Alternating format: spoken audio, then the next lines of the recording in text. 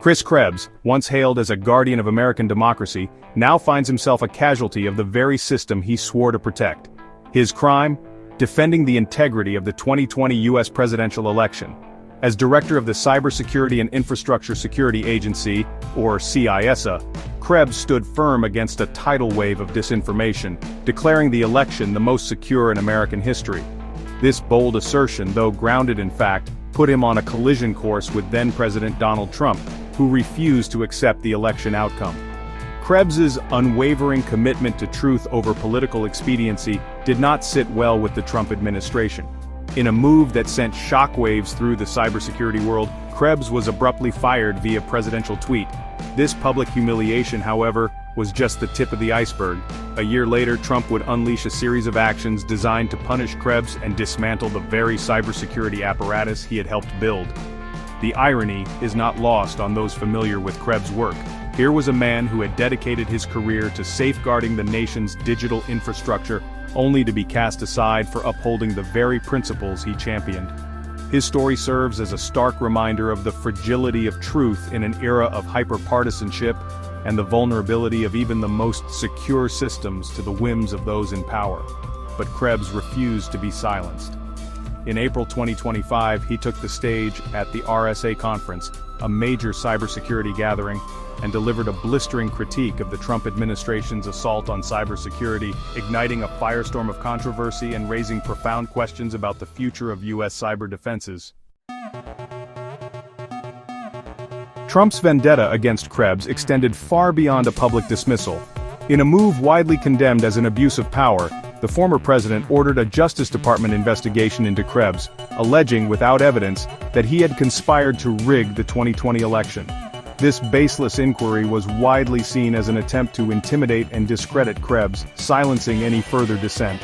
Adding insult to injury, Trump's administration inserted a clause into a presidential memorandum that effectively blacklisted Krebs and any former officials who dared to associate with him. This unprecedented move sent a chilling message to the cybersecurity community: speak out against Trump at your peril. The message was clear: loyalty to Trump trumped national security. The impact of this clause was immediate and devastating. Krebs, who had taken a position at the cybersecurity firm SentinelOne, was forced to resign to protect his colleagues from losing their security clearances. The clause had a chilling effect on the entire cybersecurity community, discouraging experts from speaking out against the administration's policies for fear of retaliation.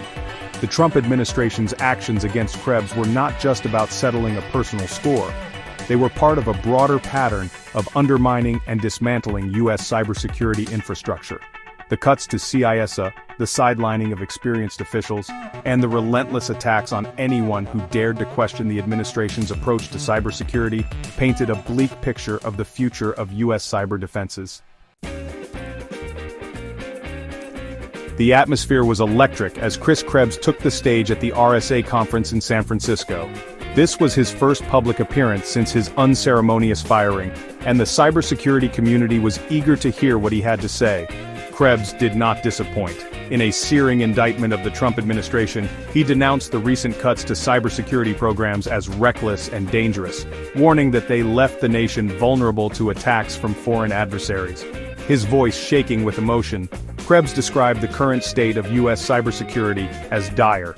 He warned that the recent cuts to CISA, coupled with the ongoing brain drain of experienced personnel, had left the agency severely understaffed and ill-equipped to handle the growing threat from sophisticated cyber attacks. He implored the audience to join him in fighting back against the Trump administration's assault on cybersecurity, urging them to contact their elected officials and demand increased funding for CISA and other critical agencies. "This is not a partisan issue," Krebs declared, his voice booming through the packed auditorium. "Cybersecurity is national security. We need to put aside our differences and work together to protect our nation from those who would seek to do us harm." His words resonated deeply with the audience, drawing thunderous applause and a standing ovation. Here was a man who had been personally targeted by the Trump administration, yet he was still willing to put aside his own grievances for the sake of the nation. His courage and his message of unity struck a chord with the cybersecurity community, galvanizing them to action. Krebs's outrage was palpable as he detailed the devastating impact of the recent cybersecurity cuts, particularly on CISA, the agency he once led. He painted a grim picture of an organization in disarray, reeling from mass layoffs, a hiring freeze, and a crippling lack of resources. The once proud agency, he lamented, was being systematically dismantled, its mission crippled by short-sighted budget cuts and a lack of political will. "We're hemorrhaging talent," Krebs warned, his voice laced with frustration. "Experienced cybersecurity professionals are leaving in droves, disillusioned by the lack of support and the constant attacks from the administration." He went on to explain that the situation was so dire that CISA had been forced to offer deferred resignations to its employees, essentially asking them to stay on until a replacement could be found, even if it meant working without pay. But the most shocking revelation was the role of Elon Musk's Doge in CISA's downfall. According to Krebs, Doge, the cryptocurrency company known for its volatile market fluctuations and eccentric CEO, had somehow become entangled in the federal government's downsizing efforts.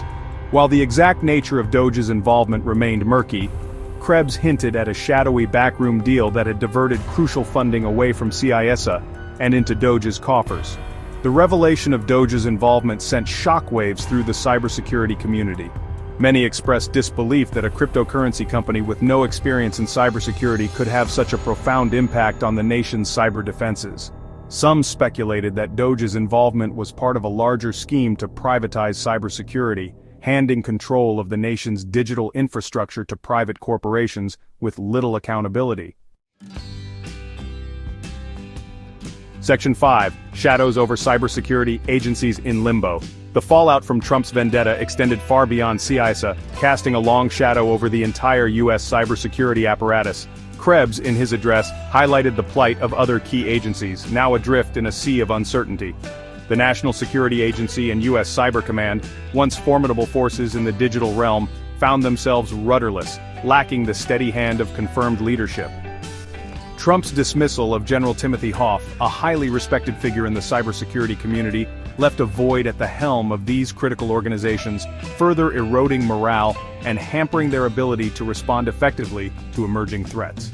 Meanwhile, the State Department's Cyber Bureau, tasked with navigating the treacherous waters of international cyber diplomacy, was undergoing a chaotic reorganization under the leadership of Secretary Marco Rubio.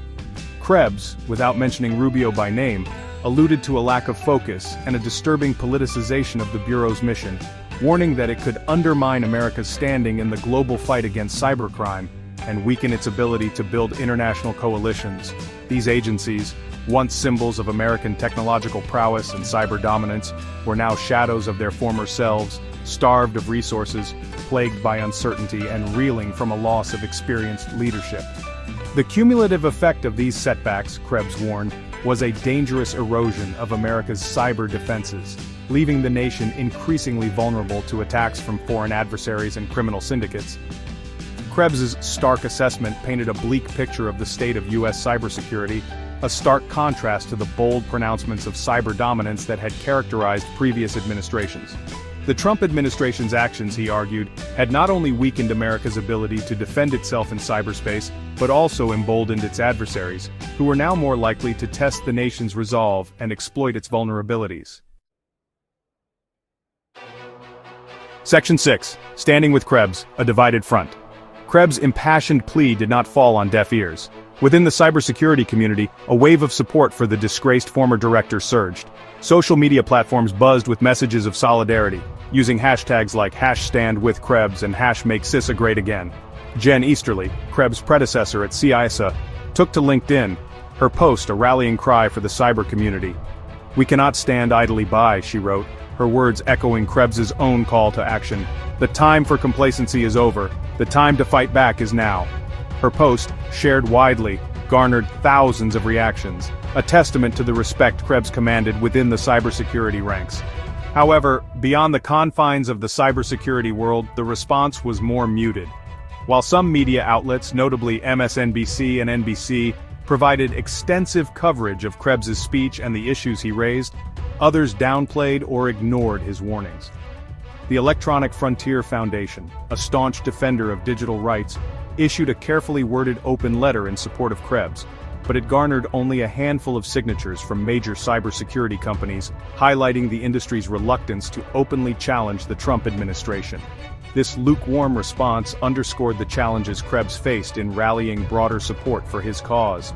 The issue of cybersecurity, despite its critical importance, remained abstract and technical for many, failing to generate the same level of public outrage as more tangible threats.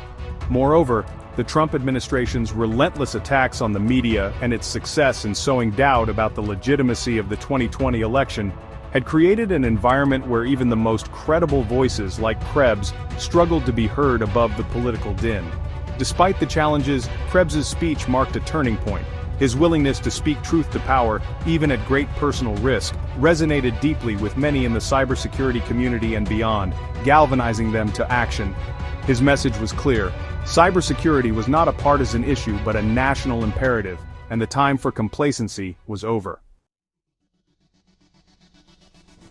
Section 7. Cyberstorms brewing, the looming threats. Krebs' warnings about the dangers of neglecting cybersecurity were not mere hyperbole. They were rooted in a deep understanding of the evolving threat landscape. He reminded his audience that the digital world was not some abstract realm, but a battleground where nation-states and criminal syndicates waged a constant shadow war, probing for weaknesses, stealing secrets, and sowing chaos. He pointed to the recent spate of cyber attacks attributed to China, dubbed Salt Typhoon, Volt Typhoon, and Flax Typhoon, as evidence of the growing sophistication and audacity of America's adversaries. These attacks, he explained, were not isolated incidents, but part of a coordinated campaign by the Chinese government to undermine U.S. economic and military competitiveness. Salt Typhoon targeted critical infrastructure, including the energy grid and transportation systems, while Volt Typhoon focused on espionage, stealing sensitive data from government agencies and private companies. Flax Typhoon, the most insidious of the three, sought to gain long-term access to critical networks, planting digital time bombs that could be detonated at a moment's notice, crippling essential services and sowing widespread chaos. These attacks, Krebs warned, were just a taste of what was to come. As the world became increasingly reliant on digital technologies, the stakes of cyber warfare would only grow higher. Nations that failed to invest in robust cyber defenses, he cautioned, risked becoming sitting ducks, vulnerable to attacks that could cripple their economies, disrupt their critical infrastructure, and undermine their national security. Krebs' message was clear: the cyberstorms were gathering, and America, weakened by years of neglect and infighting, was ill-prepared to weather the coming tempest. The time for complacency was over, the time for action was now. Section 8. The price of inaction, a future under siege. Krebs' warnings carried a chilling sense of urgency as he painted a stark picture of the potential consequences of inaction. He asked his audience to imagine a future where cyber attacks were not isolated incidents but a constant threat, disrupting daily life, crippling critical infrastructure, and eroding trust in the very fabric of society.